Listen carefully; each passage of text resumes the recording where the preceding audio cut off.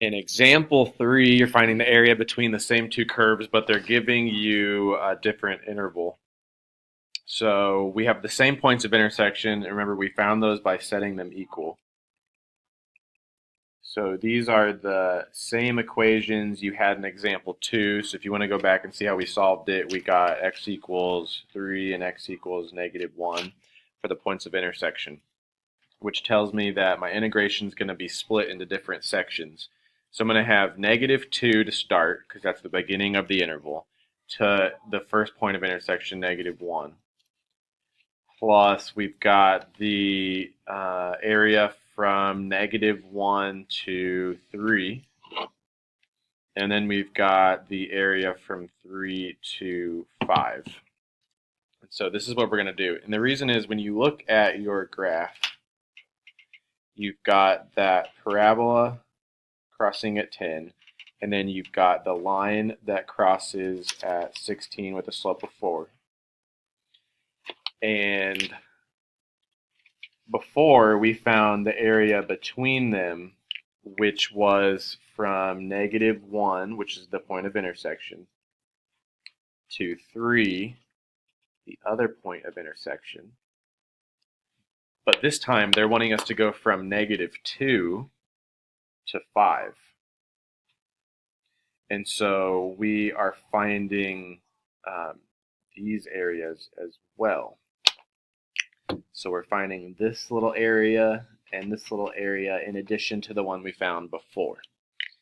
So what we have is 3 different parts. We've got this area, this one, and this one. The reason we split it is because the curves have changed on what's on top and what's on bottom. So here, the top equation is the parabola, and the bottom equation is the line. In this section, the top equation is the line, and the bottom section is the parabola. And in this section, the top equation is the parabola, and the bottom equation is the line. So each one is going to have a different equation in it. So from -2 to -1, we've got the parabola first, the top equation, minus the bottom, which is the line. And then the middle section, we've got the line minus the parabola.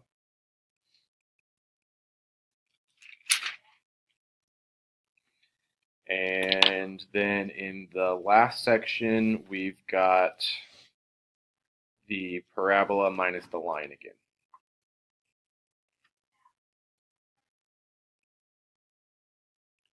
And then you want to simplify those before you find your antiderivative.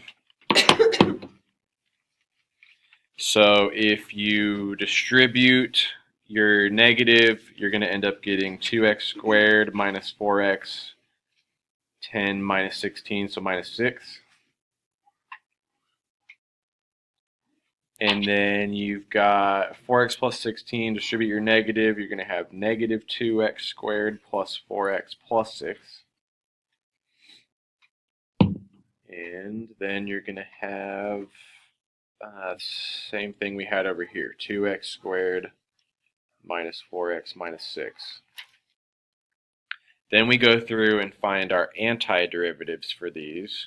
So this will be 2/3 x cubed, because I'm adding 1 and then dividing by the 3. This will be 2x squared, because I'm adding 1, dividing by the 2, and 6x. And we're going to evaluate from -2 to -1. And then we have -2/3 x cubed, positive 2x squared, positive 6x.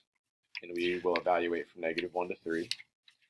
And then we have 2/3 x cubed minus 2x squared minus 6x again. And we evaluate from 3 to 5. And so for each one, you have to plug in the top number, get an answer, plug in the bottom number, get an answer, and subtract them. So when I plugged in -1 and then plugged in -2 and subtracted, I got 14/3 for this section. I plugged in 3 for the x's, got an answer, plugged in -1, got an answer, and subtracted them, and I got 64/3 for that section. And then here I plugged in 5, and then plugged in 3 and subtracted them and got 64/3 again.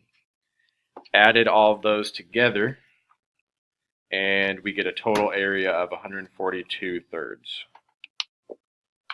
Example 4, you're finding the area between these curves. So let's look at what they look like.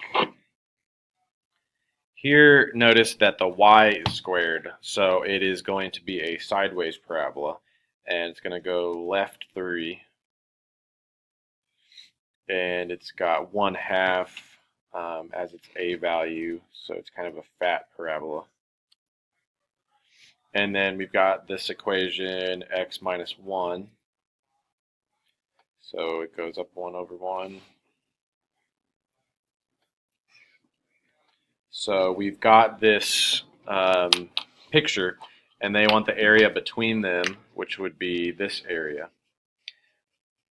But when you find the area of these, they have to be functions, so they have to pass the vertical line test. If I draw a vertical line here through this sideways parabola, it's not a function because it's going to cross twice.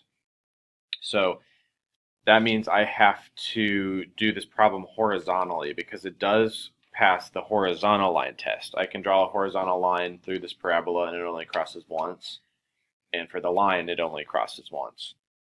So we're going to have to do the problem horizontally. This is already solved for x, which kind of clues you in that it's going to be horizontal. This one you need to solve for the x. So if I add 1 to the other side, I get x equals y plus 1. And so I'm going to find the intersection of these two by setting them equal. And I'm going to subtract the y to the other side and subtract the 1 to the other side. Then I don't like the 1/2 in front, so I'm going to multiply everything by 2. And that'll get rid of the 1/2, put a 2 there, make that 8, and 2 times 0 is 0. And then factor this. So I've got y minus 4, y plus 2, and you get 4 and -2. And so that tells me that my integration is going to be from -2 to 4. And we're going to have to do, when we do it vertically, it's top minus bottom. When you're doing it horizontally, you got to do the right minus the left. So my right function is the line. My left function is the parabola. So you're going to have the line minus the parabola. So the area is going to be the integration from -2 to 4 of the equation of the line minus the equation of the parabola. And we're going to be doing this with respect to y because we're going horizontally and we're using y as our variable. So we've got integration -2 to 4, and distribute your negative, and you want then to collect like terms. So you're going to have -1/2 y squared, positive y, and then 1 plus 3, so you're going to have 4. And then we're going to do our antiderivative. So we've got y to the third, and then you divide by 3, so it's going to be -1/6. You've got y squared, then you divide by 2, so 1/2. And then the 4 gets a y on it, and we evaluate from -2 to 4. And so we plug in 4 for the y's, and we plug in -2 for the y's, and we subtract those, and we get 18 for the area between them.